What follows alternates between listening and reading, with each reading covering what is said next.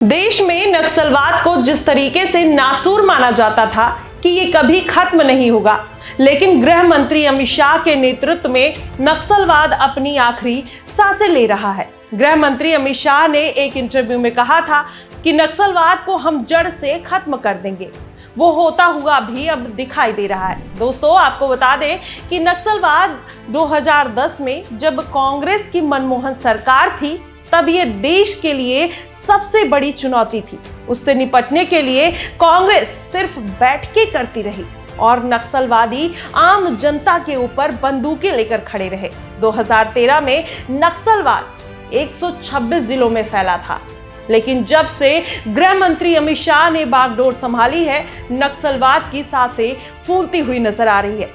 2025 आते आते 126 जिलों में फैला हुआ नक्सलवाद सिर्फ 3 जिलों में सिमट चुका है। दोस्तों, सिर्फ अक्टूबर 2025 में 139 नक्सलियों ने आत्मसमर्पण किया है और अगर पूरे साल की बात करें तो 1639 उग्रवादी मुख्य धारा पर लौटे हैं। 312 नक्सलवादी जवाबी कार्रवाई में मारे गए हैं। ये सब किसी जादू से नहीं, ये हुआ अमित शाह की सटीक रणनीति, जमीनी इंटेलिजेंस और राजनीति इच्छा शक्ति से। उन्होंने सुरक्षा बलों को अत्याधुनिक हथियारों से लैस किया, जंगलों में सड़कों का जाल बिछवाया, गांवों तक बिजली, पानी, स्कूल और अस्पताल पहुंचाए ताकि बंदूक थामने वाला हाथ कलम पकड़ सके। और सबसे अहम, उन्होंने संवाद और संकल्प दोनों का रास्ता अपनाया।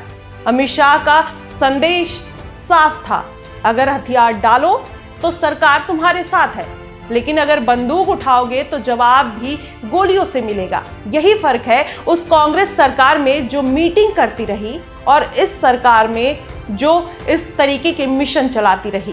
कांग्रेस की संवेदनशीलता दरअसल कमजोरी थी और अमित शाह की रणनीति देश की सुरक्षा की रीढ़ बन गई।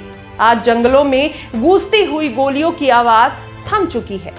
अब वहां की सड़कें बन रही हैं, स्कूल खुल रहे हैं और बच्चे माओवादी नहीं बल्कि क्रांति लिख रहे, भारत के विकास की कहानी लिख रहे हैं और सुन भी रहे हैं। जिन इलाकों में पहले बंदूक ही कानून थी, अब वहां तिरंगा सबसे बड़ा सम्मान है।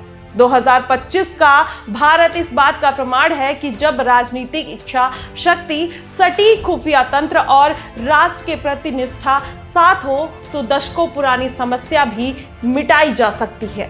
और 31 मार्च 2026 को जब भारत आधिकारिक तौर पर नक्सल मुक्त घोषित होगा, इतिहास ये जरूर कहेगा कि ये सिर्फ मोदी सरकार की जीत नहीं थी, ये अमित शाह की रणनीति और भारत के इरादे की जीत थी। कभी जिस नक्सलवाद ने भारत के सीने में जख्म दिए थे, आज वो इतिहास की धूल में दफन है और उस ताबूत की आखिरी कील ठोकने वाला नाम है अमित शाह। फिलहाल नक्सलवाद के मुद्दे को लेकर आपका क्या कुछ मानना है, कमेंट बॉक्स में जरूर बताइएगा। फिलहाल के लिए बस इतना ही। देश और दुनिया की तमाम खबरों के लिए हमारे साथ बने रहिएगा द न्यूज़पेपर पे। धन्यवाद।